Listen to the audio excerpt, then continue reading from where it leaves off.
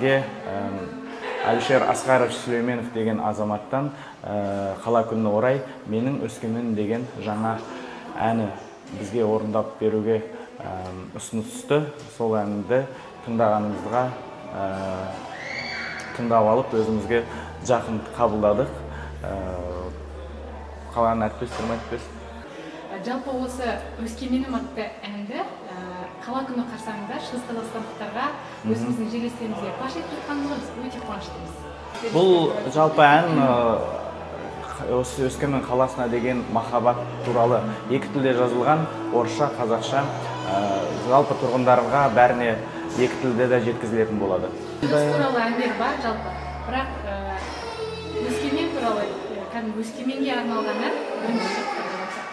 Профессионалдар бар ғой, жоғарыда бізді үйрететін, даусымызды қойып беретін, шумақтарды, ноталарды қалай өз партиясына бөліп беретін кісілер, азаматтар жұмыс жасады бізбен.